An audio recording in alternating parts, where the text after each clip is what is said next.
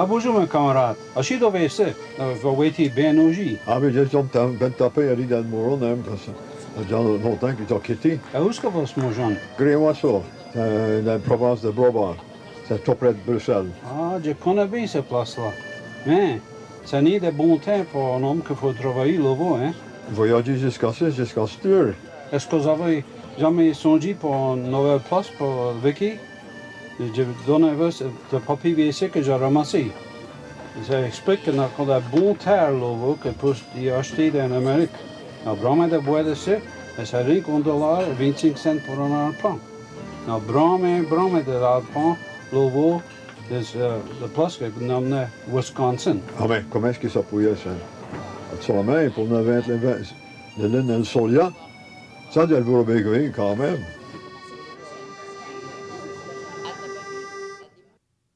François Pétignon never looked back. In the months since his providential discovery of an advertising flyer, he was able to convince 13 families, totaling 81 Belgian souls, to give up most of their possessions and set sail for a better life. A life free of impossible land ownership, constant food shortages, and crushing poverty. It had been agonizing weeks of discussions and decisions, followed by tearful goodbyes with parents and cousins, and friends and neighbors. When the ship Quinnebog set sail on May 13th, 1853, on it rode the hopes and dreams and futures of what would become almost 10,000 Belgian pioneers. The name of the ship was the Quinnebog, and they knew they were going to Wisconsin, but that's really all they knew. They met Dutch people who were also on this ship, and those people were going to Wisconsin too, but they were going to Sheboygan. Well, since the Belgians didn't know anything about the state and the various groups that were living here already, they decided to go to Sheboygan with these Dutch people. But when they got to Sheboygan, it was German-speaking. And here were these French-speaking Walloons from Belgium, didn't understand the language, and most of the good land was already taken. So they were told that there were French-speaking Canadians in Green Bay. They decided that that's where they'd have to go then. So I think for the most part, they walked from Sheboygan to Green Bay. The land they finally chose was located about 20 miles northeast of the Green Bay settlement. They built rough shelters, it was told, of branches and twigs built in an inverted V. They would dig wells in the swamps and twigs and branches were their beds.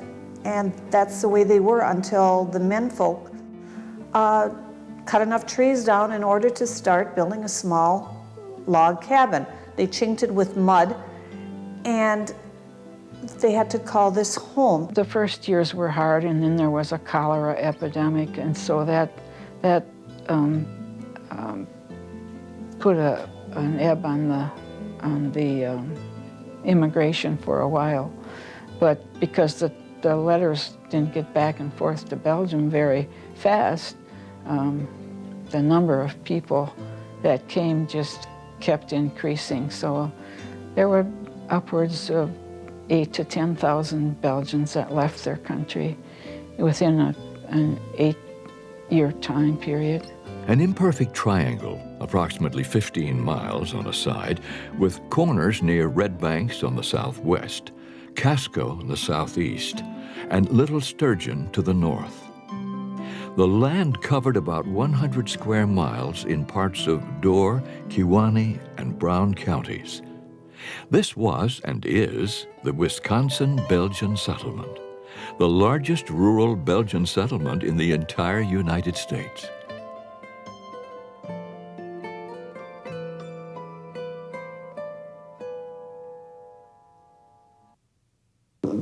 The forested land was an obstacle to farming. And the typical sequence would be to clear some land, to burn the trees, burn out the stumps, use it for pasture, eventually clearing a little bit more land, that being used for pasture and the previous cleared land then put into crops. So it was a very slow process and one that took an extraordinary amount of time to achieve. And yet, very slowly, the community of families, isolated deep in the wilderness, began to tame the land. The strength and persistence of the Belgian immigrant were able to overcome the harshest adversities. But when you look close, especially at the faces of the Belgian women, you see the true price of the toil. The women worked on the farm, in the farms with their husbands, but they had to take care of the children and cook the meals for the family. They made the clothes. Men made wooden shoes, but the women made the clothing and carried the vegetables to market and carried the wheat in bushel baskets on their heads from the farm to the mill where it was ground into flour, and then they had to carry it back home again.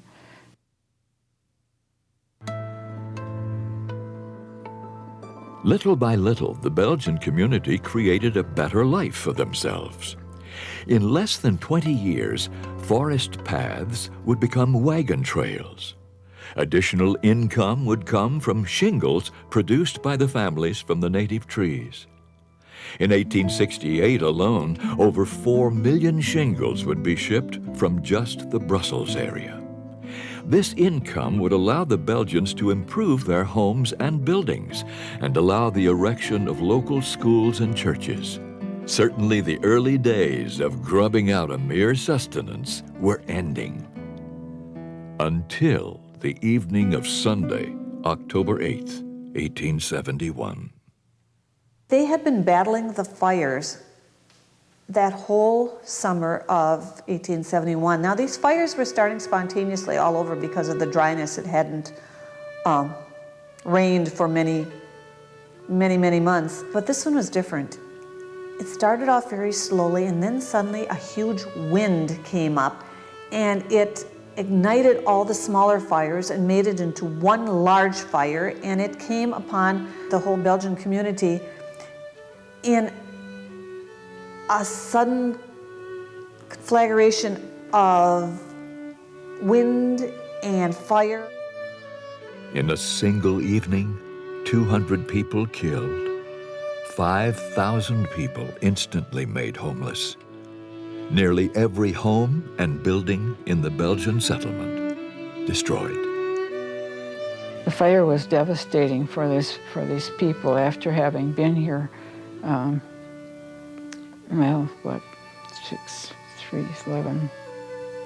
18 years, and they lost all their farm buildings. They lost much of their cattle, and their land was burned, so their crops were gone.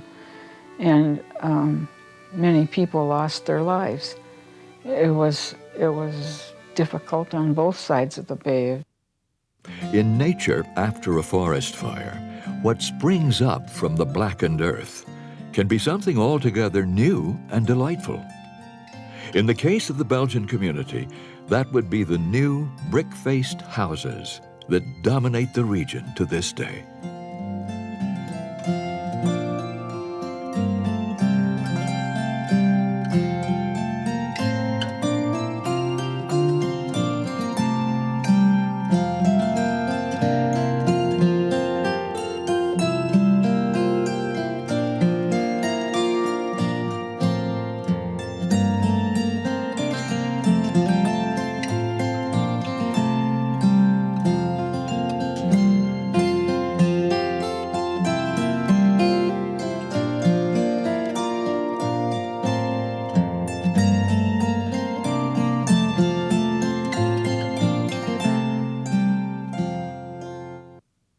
The church was very important. We never missed Mass unless you were sick. In the Belgian community, the first 2/3 of the 20th century were all about maintaining traditions. And as always, at the center was the church. You never missed Mass. It was just a part of your religion. You didn't question it. You just went along with what was taught you from your ancestors. They built little chapels, which were all around the countryside, which you still see today. These little chapels were usually designated to a particular saint. Well, I think for the, certainly the older generations, they were deeply religious people, hardworking, and taking pride in their homes and community.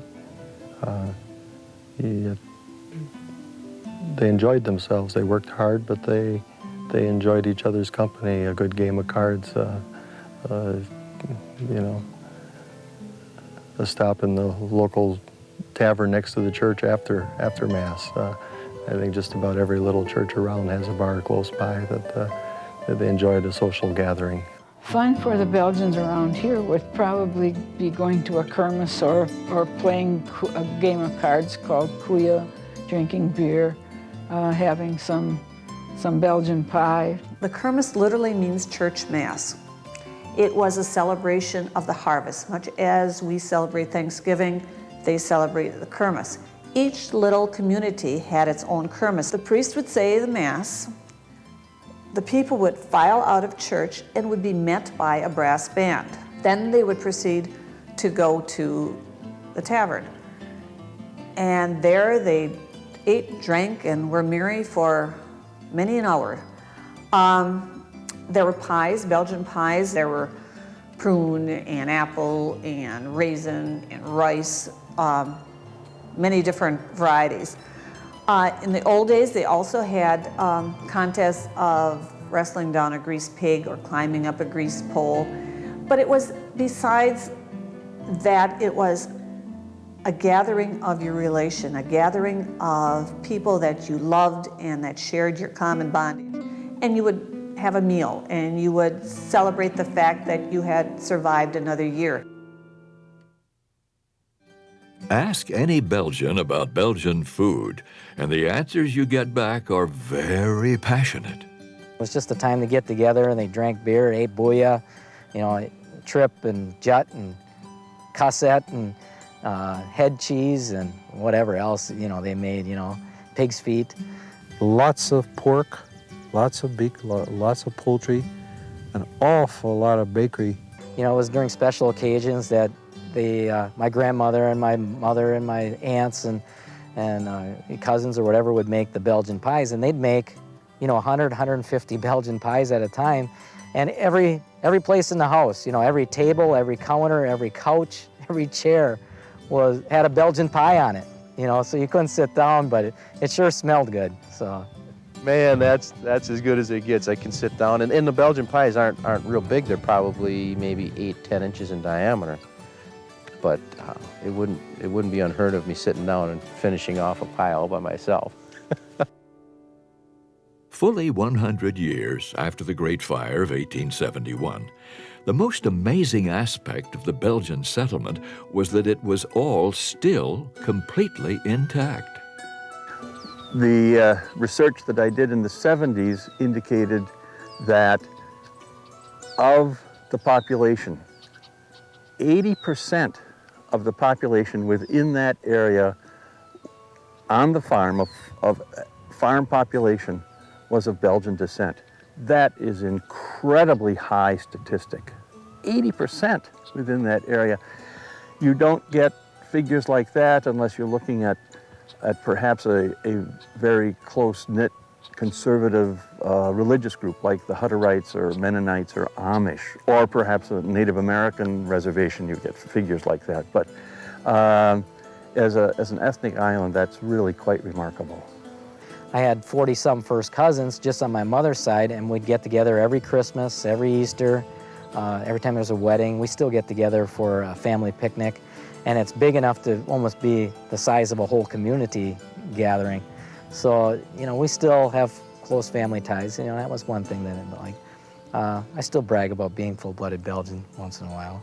They spoke to Walloon together all the time, my parents and grandparents. And being the oldest one in the family, when I started grade school, I couldn't speak a doggone word of English. But every time you'd go anyplace, church or family get-togethers, all the older people spoke Belgian, and we didn't understand a word they said. You know, we picked up a few words, but they weren't exactly the best words to be repeating. You know, I mean, everybody spoke Belgian. I mean, even the cows wouldn't move unless you swore at them in Belgian. Belgians are generally known as stubborn, penny pinching, hang on to their money, but they're kind-hearted, they're good souls, they'll help anybody. It's character that we have to look at. And certainly a work ethic that is second to none. Hard-working, and not only the work ethic, but the reliance on craftsmanship and high-quality work is a characteristic that I would identify. 10,000 Belgian immigrants in less than 10 years settled about 100 square miles of American wilderness, clearing the land, raising large families, praising their Lord for the gift of a new life.